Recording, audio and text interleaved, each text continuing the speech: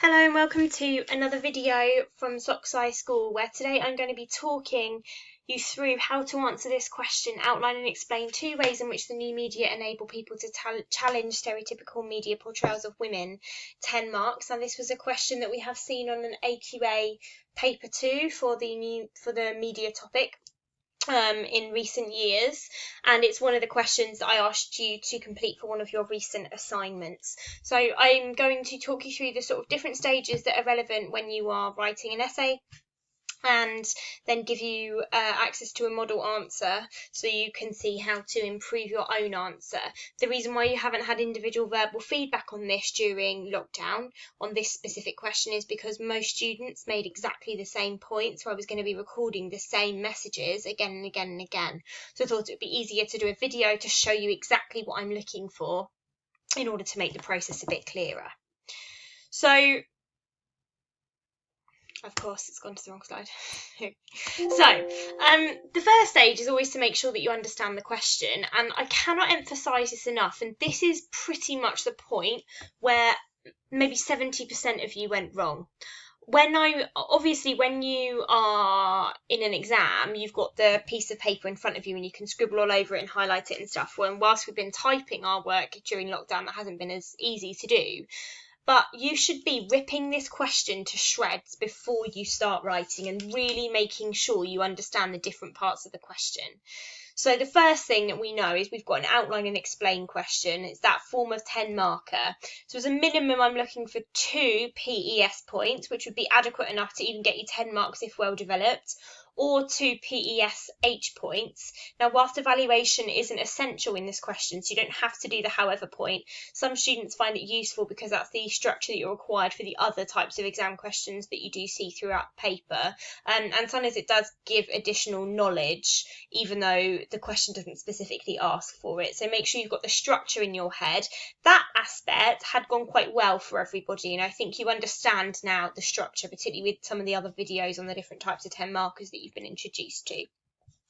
The next thing is focusing on the key words that are in the question, and this is the key word that I think would have caused many people to lose marks. It says new media, and a lot of you would have read that word as just the media.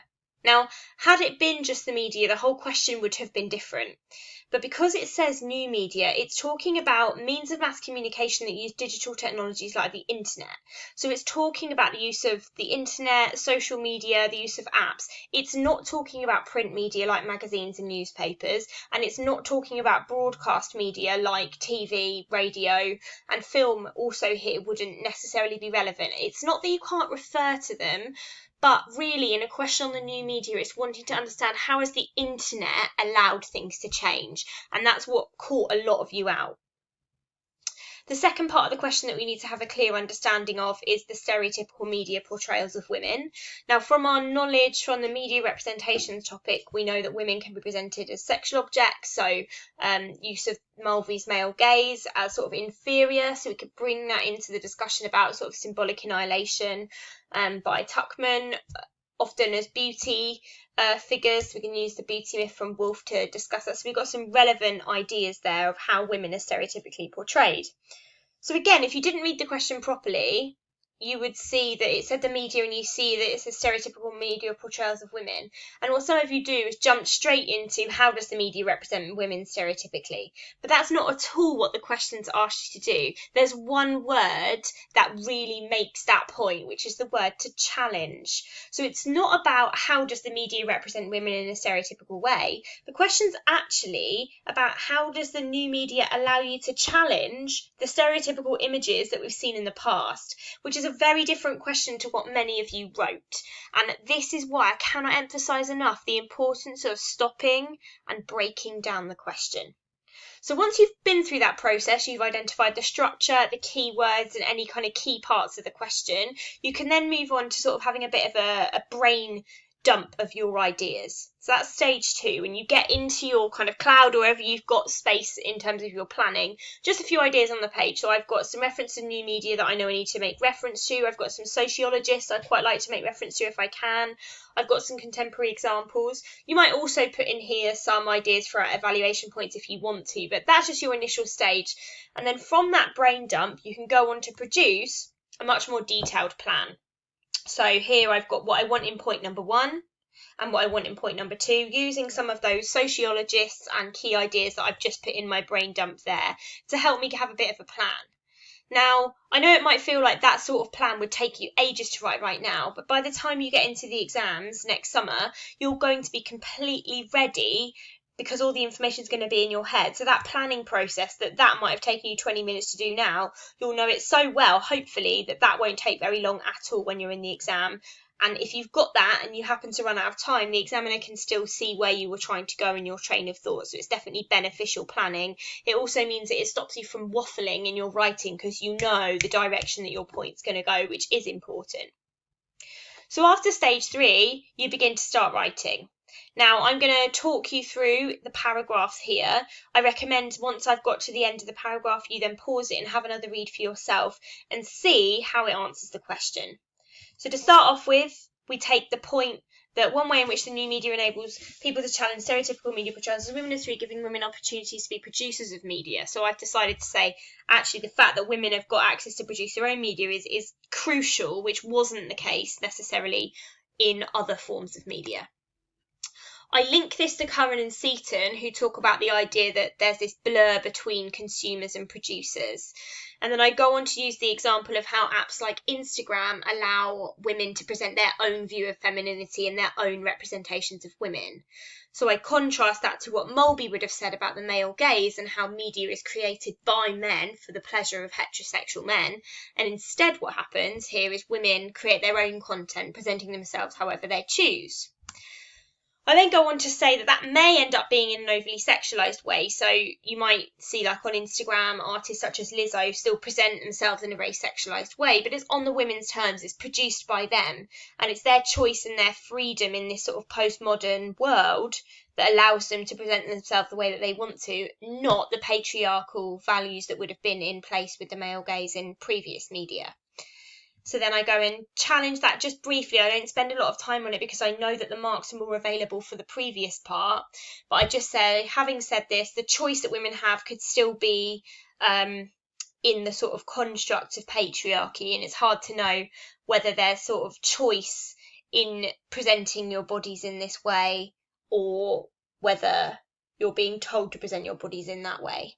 So that's my first point. Feel free to pause that, have a read through and see how it's linked to the new media at all points. And then paragraph 2, I decide to take the point here that it allows you to kind of come together through this concept of collective intelligence, which is a key aspect of the new media, where we can use what we've got around us and use the sort of online community to help us have more information and more knowledge to essentially challenge sexist and stereotypical views in the media.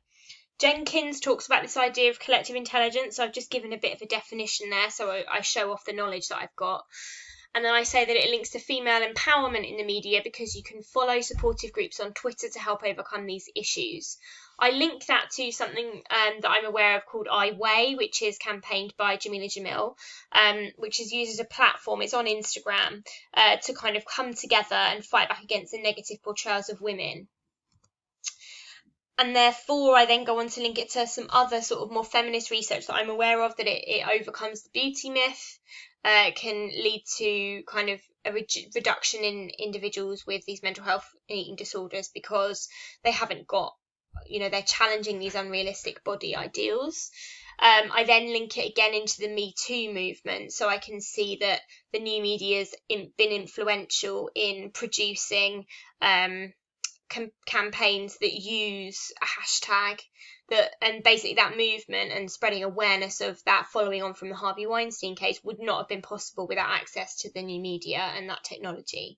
And then I go on and challenge it and say, despite the fact that it has allowed women to kind of come together and fight back against the sort of patriarchy, sexist views and representations of women in the media, what it also leads to is more harassment for women and bullying and things like that to spread even faster than it was before, and more prevalent online. So again, feel free to pause that paragraph and have a look at it and see how it's linked to the new media throughout.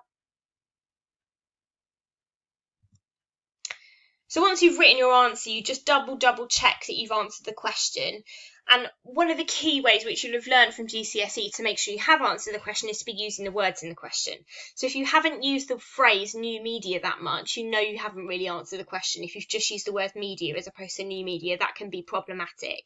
So that's something that you just need to bear in mind. And again, if you haven't used portrayals of women, stereotypical, images, those sorts of language, or even the word challenge, you probably won't have answered the question. So I can't emphasize enough the importance of making sure you've weaved that language throughout to almost trick the examiner, be like, oh yeah, they've answered the question, or they have answered the question. And even by using those words, you will have ended up answering the question through your analysis and your evaluation and your explanation.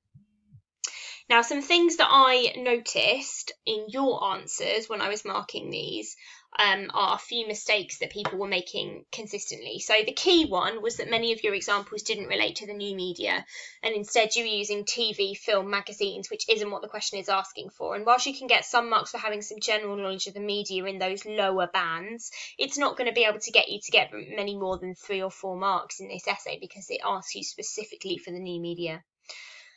Often you didn't use your so what point to link it back to the question, so you weren't having that opportunity to say how the new media allows you to challenge those stereotypical views, and instead you were just kind of leaving your examples hanging there without any more analysis to explain how it links back to the question. And there was a distinct lack of sociologists, and I think it's because you think, I know sociologists for the new media, and I know sociologists for feminist or feminine representations of women in the media, but I don't know how to bring them together. But the answer is that you can use both, and you'll be able to see that if you go back to the paragraphs and see that I've managed to use both in these answers.